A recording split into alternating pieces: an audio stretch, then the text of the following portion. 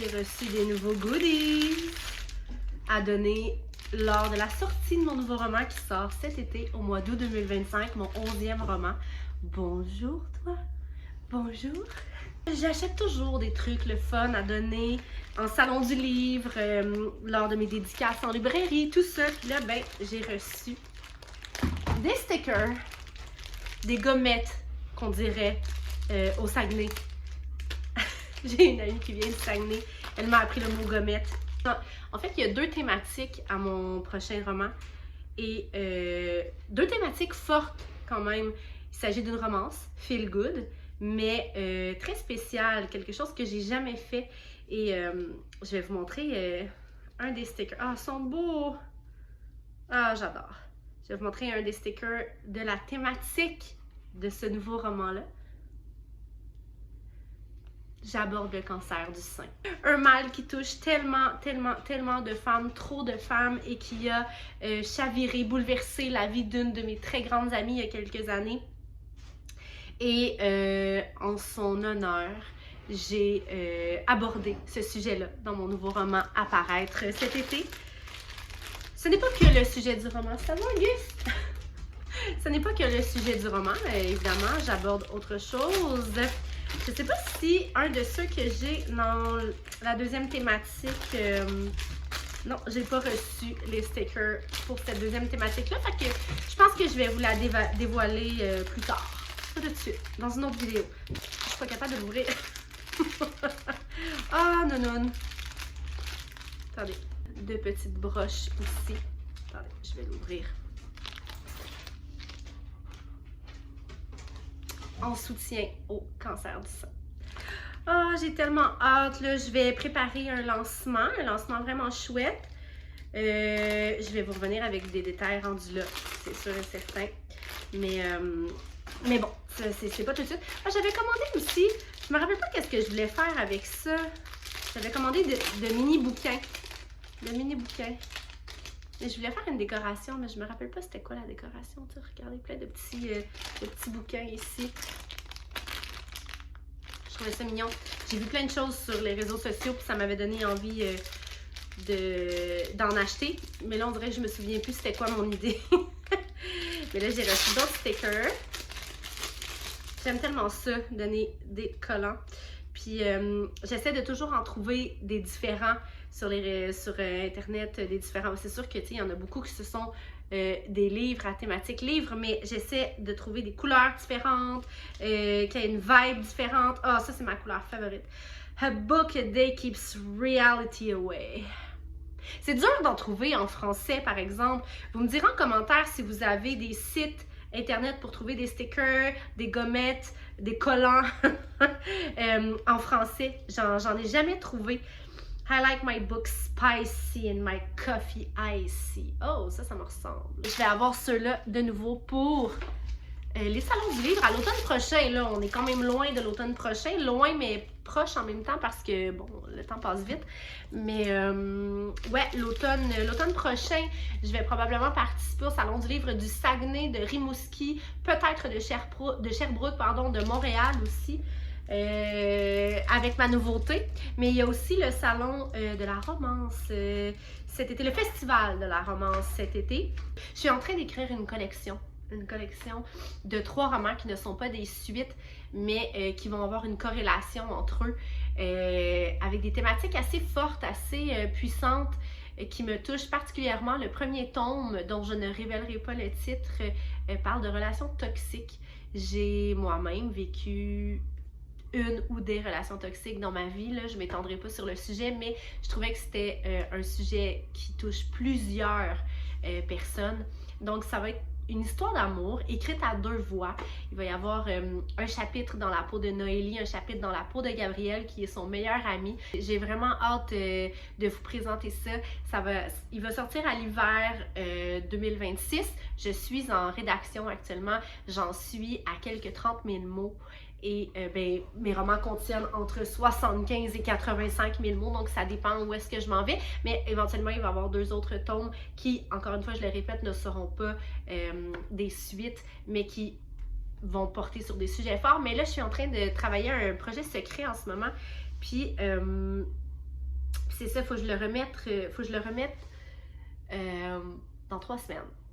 Mais c'est un petit projet, c'est un projet court dont je n'ai pas le droit de parler, mais il faut vraiment que je le termine, là. Ouais, je vais prendre quelques notes, je vais me faire mon petit plan pour ce projet-là, qui est déjà commencé, mais je fais jamais de plan. C'est juste que je finis par faire un plan quand le projet est déjà entamé. Je fais encore ça en ce moment, mais juste pour me retrouver et être certaine que tout fonctionne bien, puis que j'ai bien suivi ce que j'avais dans ma tête, parce que ce qui se passe dans ma tête, mes personnages qui me parlent, c'est pas toujours clair.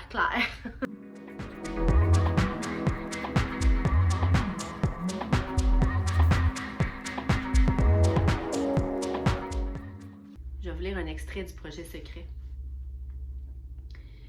Perdu dans mes pensées, je consulte mes notes dans mon téléphone et me dirige tout droit vers l'étalage offrant toute une variété de champignons qui me donnent l'eau à la bouche.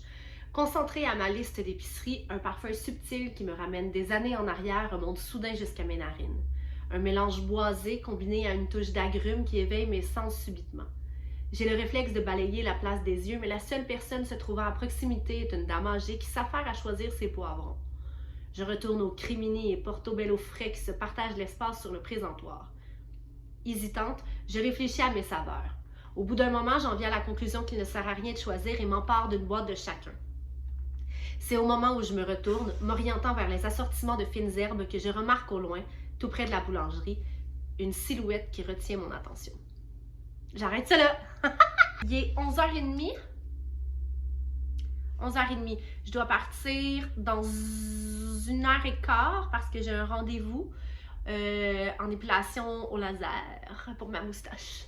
Je vais de... Ouais, fait que j'ai une petite heure. Puis après ça, vu que au lieu de revenir chez moi, vu que j'étais un petit bout, je pense que je vais aller écrire à la bibliothèque jusqu'à ce que la garderie de ma fille se termine et que j'aille la chercher à la garderie. Est-ce qu'on va prendre une petite marche, Gus? Ça veut dire oui.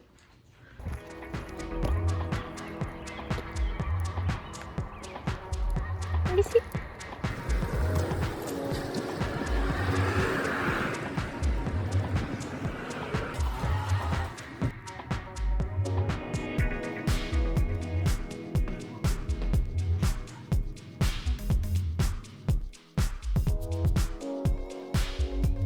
Je viens tout juste de revenir de la bibliothèque.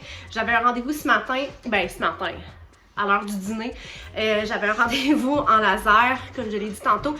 Puis après ça, je suis allée écrire à la bibliothèque en me disant que j'allais écrire jusqu'à ce que ce soit le retour de la garderie de ma fille, que je puisse aller la chercher. Mais là, j'ai écrit. Je pensais acheter des livres aussi, parce que souvent ils vendent des livres... Ils vendent des livres usagés, puis là, il n'y en avait plus. Ils m'ont expliqué qu'ils faisaient un bazar 2 fois par année. Je pense que je vais aller au bazar cet été. Mais là, c'est ça, j'ai écrit. J'étais concentrée pendant une bonne heure. Après ça, ça marchait plus. J'ai eu besoin de bouger. Fait que là, je suis revenue à la maison. Je vais aller chercher ma fille tout à l'heure, mais là, mon conjoint risque d'aller la chercher. Mais là, je vais aller m'entraîner. Je pense que je vais en profiter pour m'entraîner. Hey, quelle heure? 2h40, c'est ça. Je vais aller m'entraîner une bonne heure, là, comme ça va déjà être fait. Quand ma fille va être là ce soir, je vais pouvoir être à elle complètement et entièrement. J'ai comme le goût de vous parler un petit peu de mon nouveau roman à venir cet été. C'est mon 11e roman qui va être publié toujours sous la bannière des Éditeurs Réunis. Je fais affaire, je travaille avec les Éditeurs Réunis depuis le tout début de ma carrière. Et ce roman-là, on dirait que je dis ça à chaque roman, là, mais il est quand même spécial. Il aborde un sujet qui me touche vraiment beaucoup. Le cancer du sein, et je vous l'ai déjà dit tout à l'heure, mais j'ai comme envie de vous raconter un petit peu ce qu'il y a de spécial avec ce roman-là. Il y a plusieurs années, j'ai écrit Un été à l'auberge qui est sorti en mars 2020, en pleine pandémie. Et on m'a beaucoup demandé une suite à ce roman-là. Et je ne voyais pas comment c'était possible d'écrire une suite. Beaucoup de gens me disaient « Ah, mais voyons donc, tu peux pas nous laisser sans Florence et Liam pendant aussi longtemps. » Puis j'étais comme « Mais je m'excuse! » Attends, je vais vous le montrer. Je pense que je l'ai déjà montré dans une autre vidéo, mais bon voilà. Un été à l'auberge, je vais vous lire le synopsis après le résumé.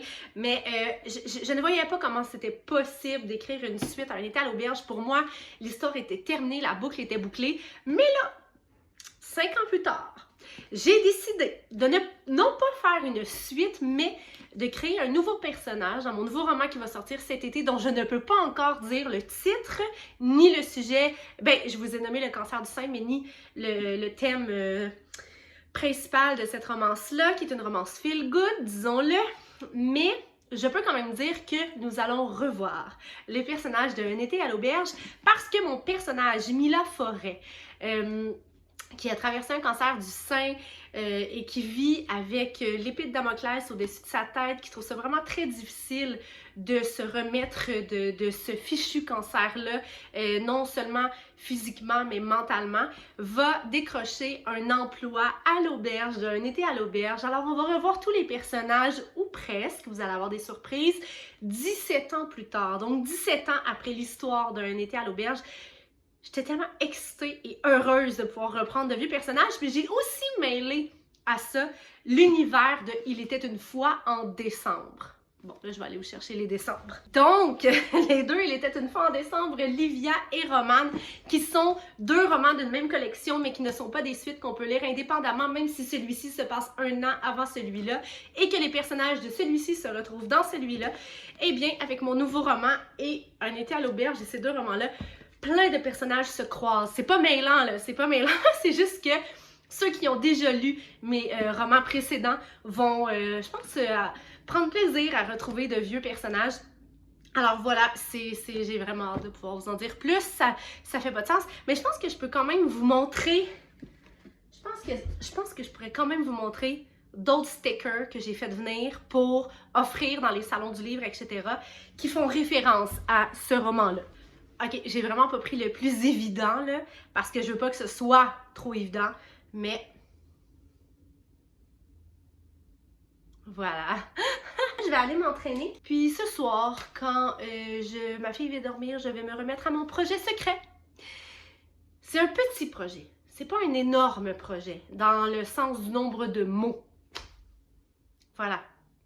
Mais ça me pose problème quand même. C'est difficile de boucler une histoire en si peu de mots. Je vais y arriver.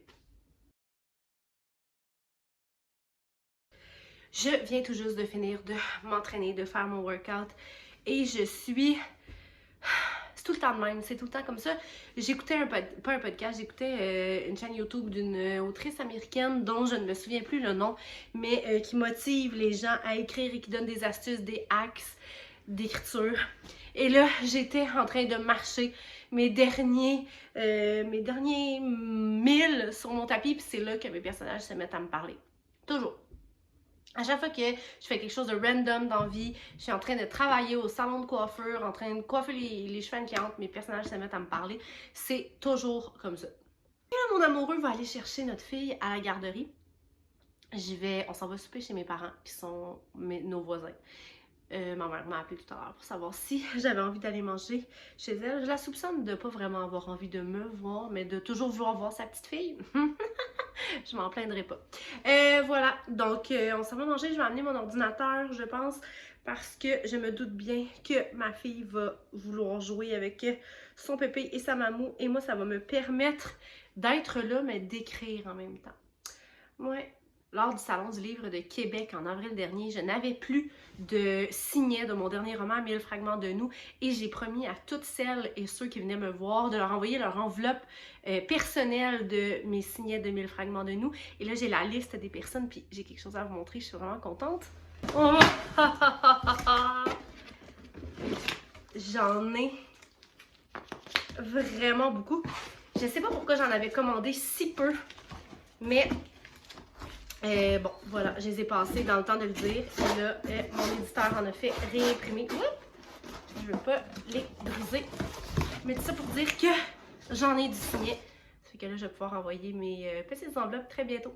C'est ce qui conclut mon vlog, une journée dans ma vie d'écrivaine. Et là, on n'est pas la même journée, évidemment. Aujourd'hui, là, je reviens de passer non pas plusieurs heures, 1 heure au soleil à lire un roman dont je vais faire le review très bientôt sur ma chaîne. Mais je viens de terminer le montage de ce merveilleux vlog et je ne suis pas encore habituée avec le montage. Alors, s'il vous plaît, soyez indulgents. J'aimerais ça quand même que tu me dises en commentaire si toi, tu aimes ça, recevoir des signets de tes auteurs, tes autrices favorites par la poste, des signets dédicacés, des petites surprises, des petits goodies? Si oui, écris-moi là en commentaire, puis peut-être que tu pourrais recevoir ta propre enveloppe éventuellement. Je te reviens très bientôt, non seulement avec une vidéo suggestion lecture, mais également avec un deuxième vlog. Je fais le ménage de mon bureau, le ménage de ma bibliothèque, et puis je fais mes envois. À bientôt!